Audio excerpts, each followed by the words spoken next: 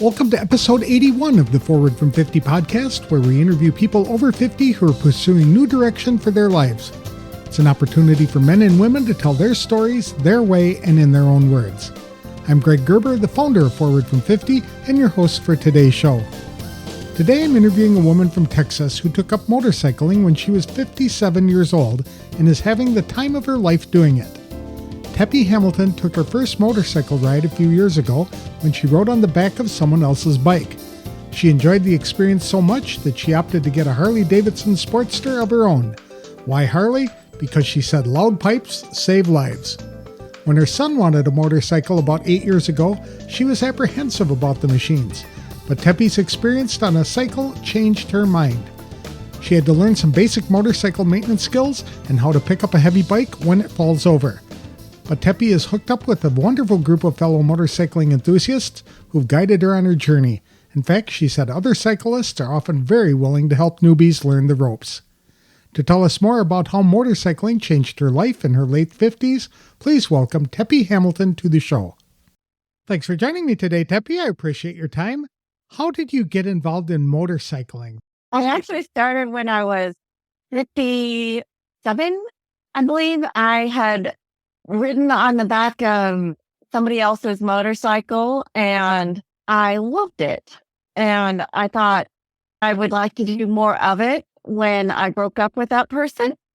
And I said, why not try it myself? Because we're all empowered. And I looked into the class for motorcycle safety and getting your license, and I decided to pursue it.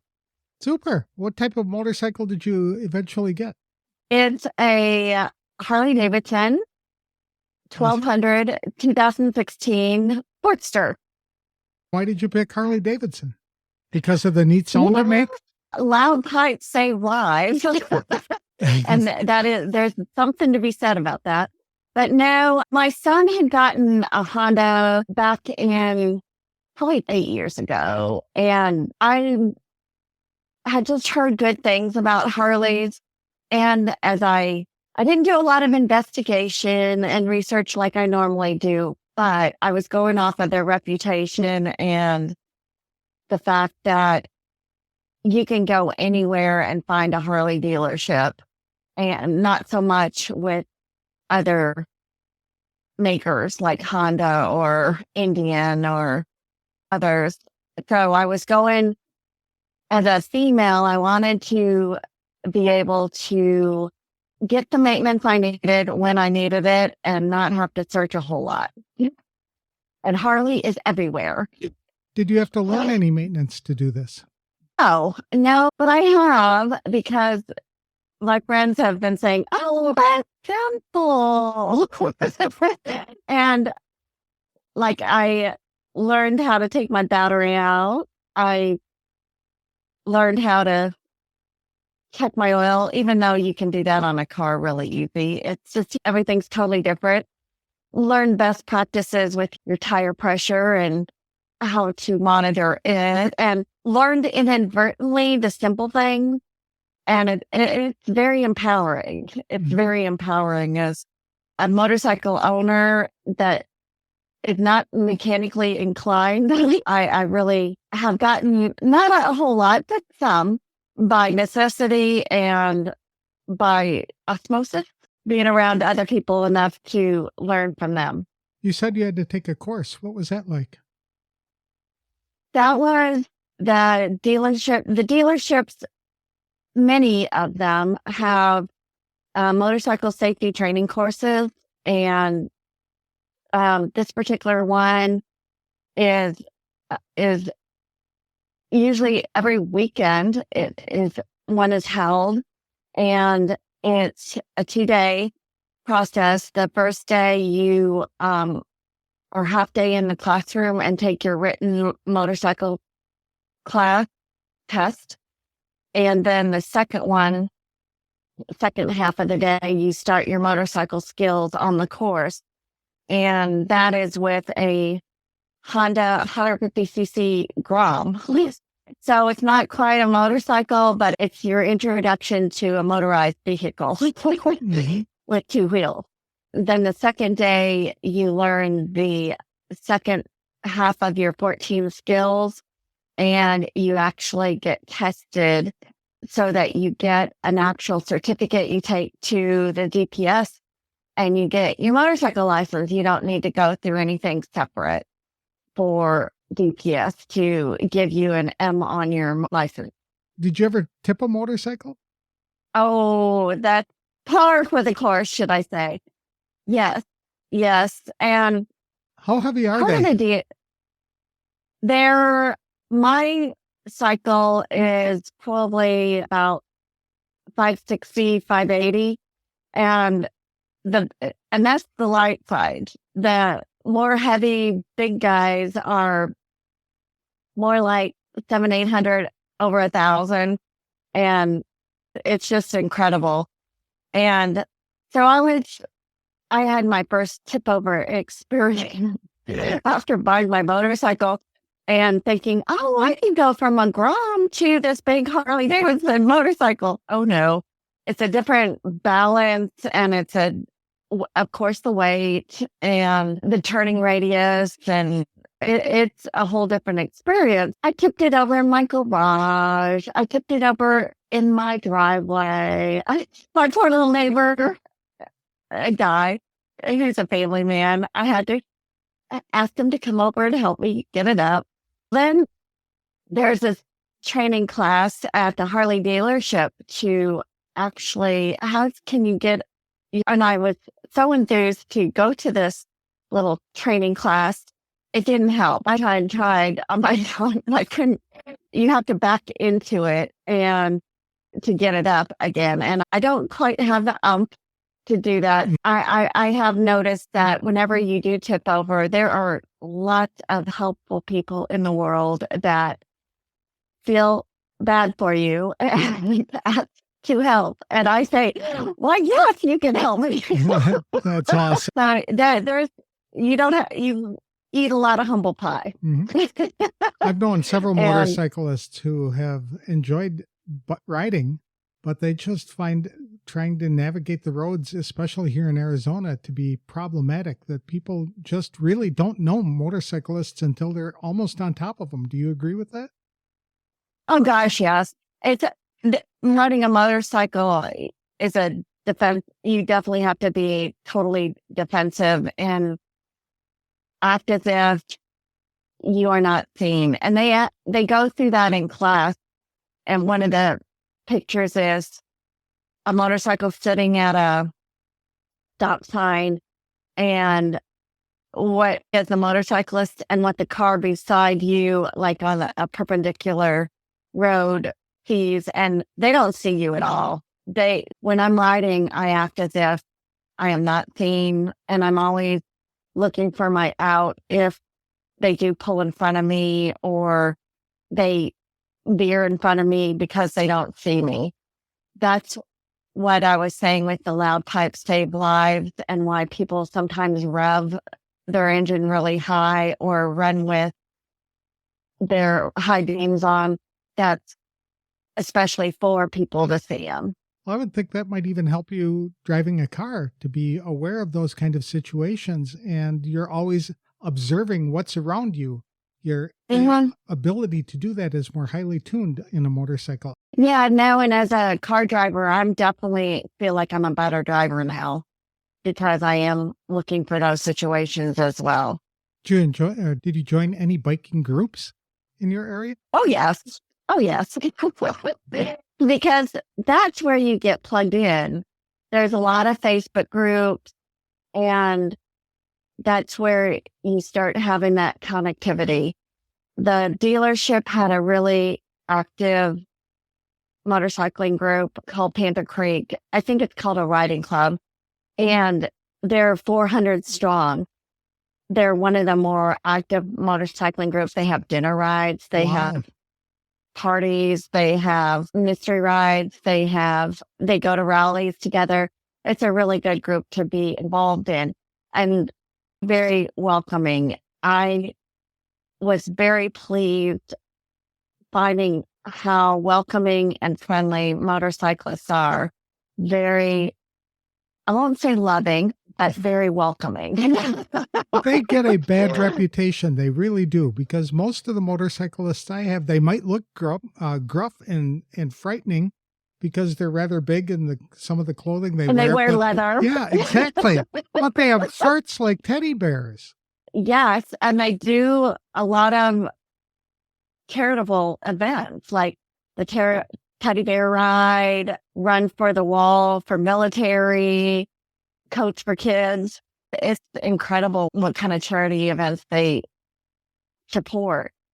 And I was just thrilled with how loving and welcoming they were. Like I said, the loving part, maybe not so much, but the welcoming and the friendliness is just really wonderful.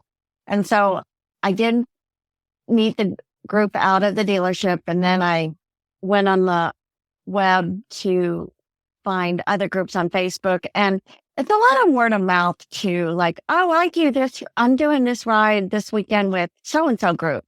And so you just show up and then they enfold you into their group. It's very nice. So I'm in a couple other groups that way as well. Do women motorcycle often by themselves, or are they always part of a couple? That's what's interesting, because in class, I heard that there were more and more motorcyclists who were women. And then I read about it as well. And then I go out riding by myself, and I usually just see men. Mm-hmm. So it's a little interesting not to see more women, but then I'm in a women's only riding group that they're about 5 or 6 strong. And then I'm in this other riding group that has like 6 women, 4 men. And so I think when women ride, perhaps they're more in groups than by themselves, while men are possibly more by themselves in riding. But I'm not afraid to ride by myself. I figure I have the little motorcycle insurance that they'll come pick me up wherever I might have issues. I keep my cycle well maintained so I don't have issues. I'm try to be smart in how I ride or when I ride. And that's a very interesting question, because you would think you'd see a lot more women than you do, and you don't. I think they are with their partners a lot of times. And I do the Panther Creek club that I ride with. There are a lot of couples. And so you do see that, but you look around and there are women's groups, there are mixed groups, and it's just finding those women that will ride by themselves. Have you gone on any fun trips? Oh gosh, yes. You heard the story about me putting my bike over in my garage and on the driveway and everything. And so I was a little discouraged, thinking, why did I buy this bike and I can't even ride it? And so at that event where I went to the dealership and they were trying to train us to get the bike up from the ground, I met some other ladies, and they said they would come and get me up. So there were 2 ladies that showed up up at my house with their motorcycles and got me riding. And they are the ones, we went around my neighborhood several times, and I read the chat later on Facebook for my neighborhood. Have you noticed there's some motorcyclists going around that road? And I answered him, yeah, I was in training. And he's like, the main gal that did that was really my first motorcycle friend. And she had a goal of going to Tail of the Dragon, which is in North Carolina, by August of that year for their motorcycle rally, women's only rally. And so I got my bike in February of 2023, and this rally was in actually September. And so I had some months, very few months, to get up and going to be ready for this rally. And if any of you are familiar with Tail of the Dragon, it's in North Carolina. It's a really good thing I didn't go to YouTube to see what it was about. It actually has a sign at the start of it saying the next 11 miles are a high motorcycle crash area. And I got there. Luckily, it was mid-afternoon, so it was daylight. And there's switchbacks, and you're going on the side of a mountain. I'm sure to them it's a hill. I don't know. And the grades are very steep, and they're not kidding. It is a high crash area, but you control your motorcycle. You don't go, you ride your own ride. You go as fast as you are able to, and people can wait on you. Or in the case of the Tail of the Dragon with the double lines that cannot cross over, they still go around you, and it's at their own peril. But anyway, was getting ready for that one, my first year of riding. And it was really good because I think I had at that point about 8,000 or 9,000 miles under my belt.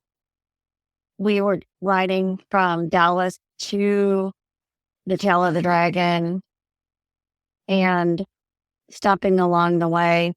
It was a 2-day trip there and a 1-day trip back. And then we were at the rally. My friend helped me prepare for the twisty, windy things here and just what I might run into on the way there. And so that was my first rally. That was my first get together. And it was wonderful. I survived. After the first day, I was not going to go on that Tail of the Dragon ever again because I felt like I was taking my life in my own hands. But I got on it 8, 9 more times, and it was great. It was great. So, that first shock. Have you been on any real cross-country trips like just that? Just that one. Just that one? Okay. I've gone to Mena, Arkansas. I've gone to Hot Springs, Arkansas.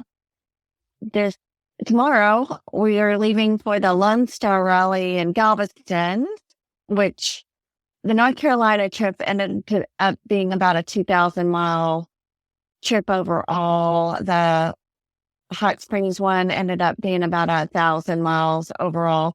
I think the Galveston one will be about that same distance when we get back, all told. Neat. Now, you have 2 kids. What did they think about mom getting into motorcycling? Crazy mom. Mom that wouldn't hardly approve my son taking a motorcycle course at age 16, 17 from the same dealership by chance, getting the same motorcycle safety training course. I had to sign for permission, and I know he was very careful, so I was okay. He did it with a friend, and I did sign off on it, but with a lot of trepidation. My daughter left for college in the fall of 22, and then that February of 23 is when I bought the motorcycle. And I took the class in January. I think and just worried in a little bit, but I try to assure them on being as careful as possible and watching out for the other guy. You had recently retired. Congratulations. Do you have any plans? What do you plan to do now that you've retired? Thank you. I'm wearing my shirt today that you can't see because it's verbal, but see, yes, I do have a retirement plan. Riding my motorcycle. But no, I don't want to do anything in bulk, even though I do want to ride my motorcycle, of course. But my mom passed in 2022, and we're trying to turn her farmhouse into an Airbnb. There's the accumulation of the ages. My my history and then accumulating some of her things as well that I want to go through to not leave the same things for my kids as my mom left for me, because all you have to do is go through it and get rid of it. Right. That's one of my goals as well. And do the things that I have been waiting to do that I don't want to wait too long to do. I still can do them. Like one of them is Hawaii, not waiting for that second marriage because it probably will never come. And I'm not going to look back with regret to say, oh, I wish I would have done that or whatever. Exactly. You're trying to do stuff like that. You're comfortable doing that as a solo. And that's unusual for some people. They need to have that partner with them in order to experience it. But it seems like you're confident enough to do it on your own that, hey, I want to do this experience. I'm going to do it. Are there any other things that are on your bucket list that you would like to accomplish in the years ahead? Just do a little look back with no regret. Okay. When my mom was in her later years, I always went up to see her in Illinois as if it would be my last visit. And eventually it was. Mm-hmm. But I always just want to look back and say, I didn't leave anything on the table. Great. I want to see the things I want to see. I want to see the people I want to see and have the experiences I want to do and be ready to meet God. Is faith really important to you? Definitely. Yeah. What I find on the motorcycle is I'm not one of those people who have a sound system with music going. Plus, I wear a half helmet. The sound isn't especially great. I have ear pads and try to deafen the sound of the motorcycle and the wind. But I find that I can't listen to my books very well, and I don't have a sound system on my motorcycle. I have a lot of quiet time, and I use that quiet time to pray.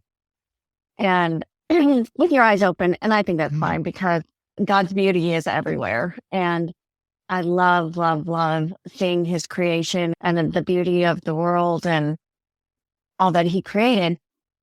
And I'm just use that quiet time to reflect and pray for all the people you say you're going to pray for and you never get to. So and my kids, of course, I pray a lot for them. I pray for direction. They get a very spiritual experience. Oh, and of course, I'm always praying for safety and the safety of the other drivers around me. So my faith is important, and I try to keep my rides on Saturday so I can still attend church on Sundays. I will do rides on Sundays, but I try to do them like every other week so I can attend church every other week. Okay, that's neat. I could imagine that it would be a great way to experience nature when you're out there in nature as a motorcyclist. Yeah. I mean, it's different than riding in a car as driving in a motorcycle and experiencing the heat of the sun on you and the wind and all that other kind of thing. Yeah, they do call it wind therapy, and there is a reason, because it's very peaceful, it's very calming, and you clear your mind, and it's not on your own steam. Earlier in my life, I was a college and a corporate athlete, and also a bicyclist, and I still walk because my knees are shot, but it's a way to go great distances, but not on your own steam. That's a very good thing. Exactly. I also know that Harley riders, they form a family of their own.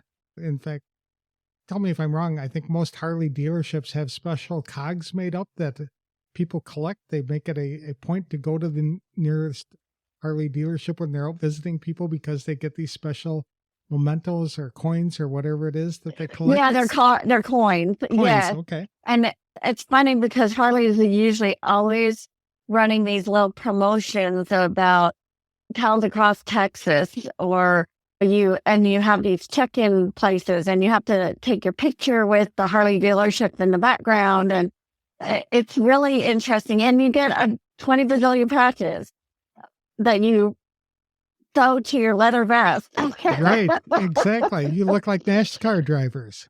Yes, but it's fine because it's your history and where you've been and what you've done, and they have the right idea. And it's a whole experience by itself, and it's a very cool experience to be part of something greater than yourself that is so inclusive. Mm-hmm. If you had to start your life over again, is there anything you'd do differently? That's a great question. Like I was saying about the no regrets, I think I had to get to that point because I wasn't the most wonderful teenager and I wasn't the best mother to my kids when they were teens, but then they weren't the best wonderful individuals themselves, but I could have reacted a little differently.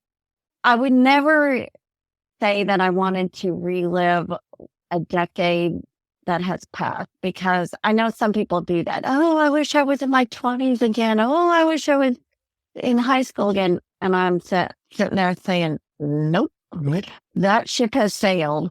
And I'm happy for the experiences. And I think in every single experience, good or bad, you do learn from them. Mm-hmm. There's a lesson out of every single one of them, even, especially the bad ones. There's lots of things I've learned. A lot of painful ones, but if you can always think of the one positive that came out of it, I think you're doing great. And to say that you wouldn't do that experience again robs you of that learning experience. Exactly. I know what you mean because the experiences that we've had made us into the people that we are. And we wouldn't be the people we are without those experiences. Yeah. That's right. And the fact that it's, in general, I don't believe in karma, but it's really funny when I apply to certain things. Like I'm a very terrible teenager, so in return, I got challenging teenagehood from my daughter, but in turn, I was the challenging mama at that time too. It comes around, and I'm very thankful for the relationship I have with my kids now, and I have a wonderful relationship with my daughter, and my son still has a motorcycle, and my daughter, she's interested in going into prosthetics. So she will outright say, Mom, I've seen those people come into the prosthetics lab from a motorcycle accident. And she's just very fearful of me. But I have talked her into getting on the back of my motorcycle and going riding with me. And she loves it. Oh, that's neat. As long as I am very careful and very conservative when we are riding, she'll go with me. And I love it because it's a shared experience and it's a way of bonding. And she loves nature as well as I do. And it's a really neat mother-daughter relationship bonding experience. That's wonderful. I know a lot of seasoned citizens are held back by their fears. It sounds like motorcycling was a way for you to embrace that.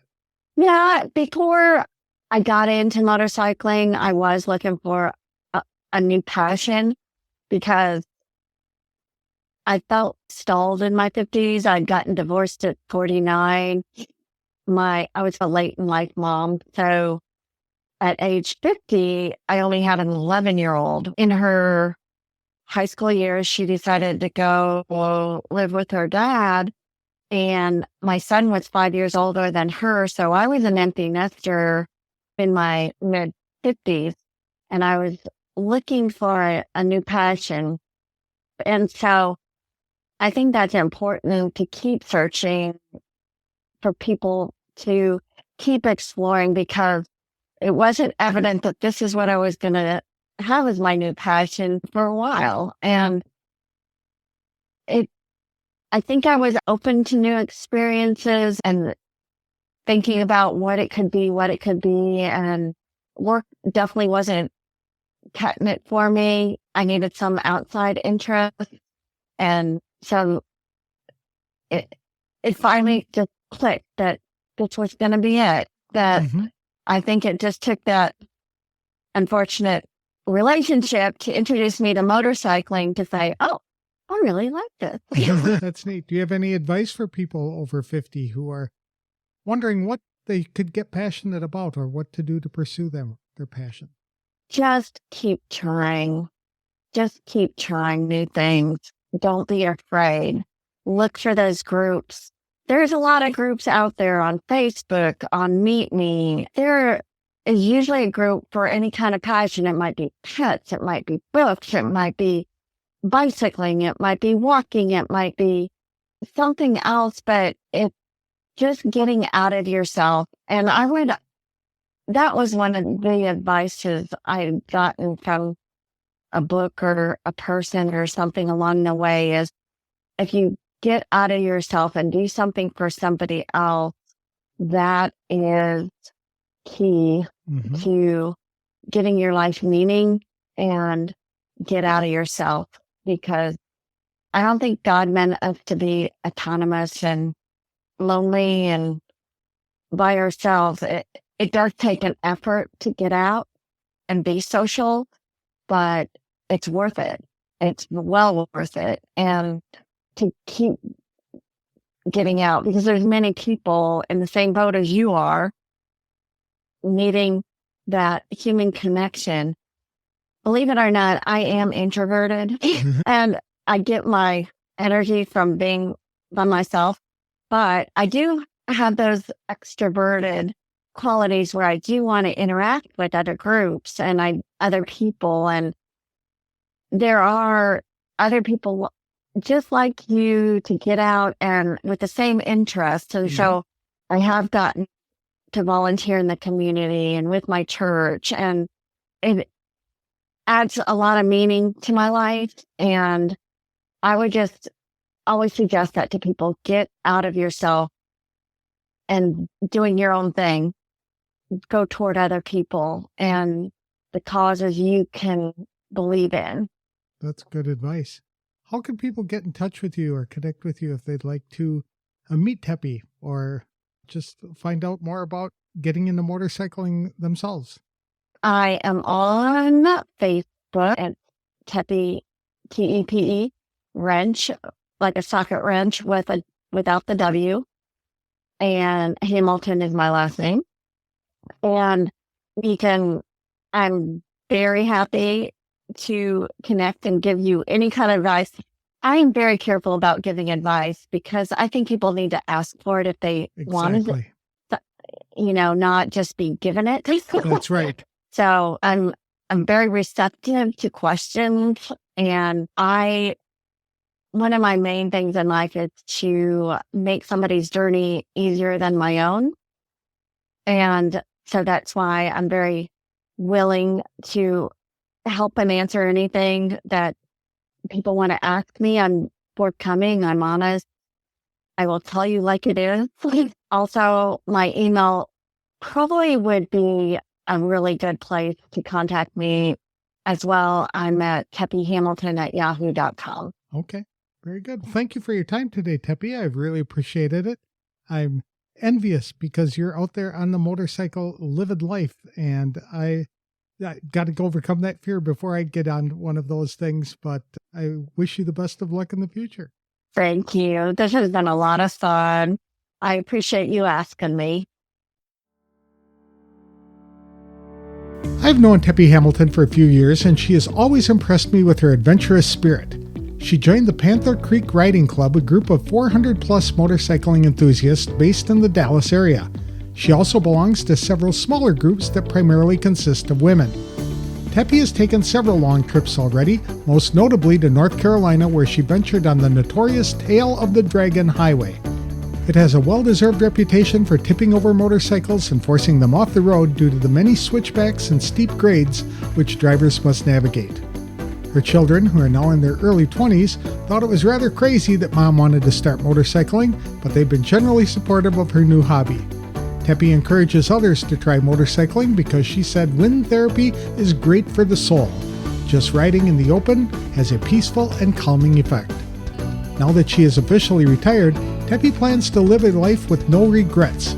She does not want to become a seasoned citizen who is governed by fears and winds up living with regrets about all the things they could have done if they weren't afraid to step out in faith to attempt them.